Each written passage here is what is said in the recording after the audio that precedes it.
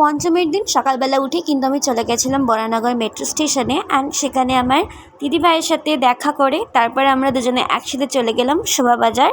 প্রথমে আমরা চলে গেলাম কুমোরটুলি পার্ক, যেখানে কিন্তু এবছর পরিবেশের কথা চিন্তা করেই থিম রাখা হয়েছে। এরপর আমরা চলে গেলাম কুমোরটুলি সার্বজনীন, যেখানে আমাদের ছোটোবেলার প্রিয় নারায়ণ দেবনাথের কমিক্স ক্যারেক্টারগুলোকে নিয়ে কিন্তু থিম রাখা হয়েছে। এরপর আমরা খুবই ক্লান্ত হয়ে গেছিলাম, দেন ডাবের জল খেয়ে আমরা কিন্তু তারপর চলে গেলাম হাতিবাগান সার্বজনীনে, যেখানে কলকাতার সমস্ত ঘাটের গল্প তুলে ধরা হয়েছে।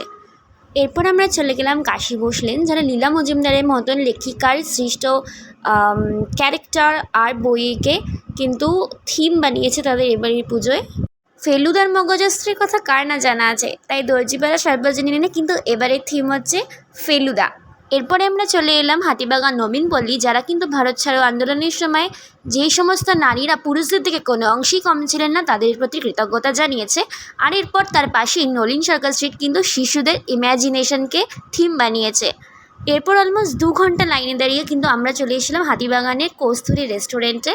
প্রথমেই আমপানা শরবতের সাথে আমরা কিন্তু ফিশ ফিঙ্গার, ভাত, ডাল, ঝুরি ঝুরি আলু ভাজা আর খুব সিম্পল একটা চিকেন অর্ডার করে দিয়েছিলাম। আর খাবার পর শরীরটাকে একটু ঠান্ডা রাখার জন্য চকলেট শেক। এরপর বেরোতে বেরোতে কিন্তু সন্ধ্যাই হয়ে গেছিলো, আর সামনে একটা ছিল পাড়ার ছোট্ট একটা খুব সুন্দর পুজো। তো সেটা দেখে আমরা চলে গেছিলাম টালা প্রত্যয়, অ্যান্ড ভুল করেই চলে এসেছিলাম কারণ এত ভিড় ছিল সেখানে জাস্ট সন্ধ্যাবেলা। শতবর্ষী টালা প্রত্যয়ের এবারের চিন্তা কিন্তু ছিল বীজ অঙ্গন বা সিড কোর্টইয়ার্ড। এটা মেইনলি ফার্মারদের ওপর গ্র্যাটিটিউড জানিয়েই তারা এই বছর তাদের থিমটা সেট করেছে।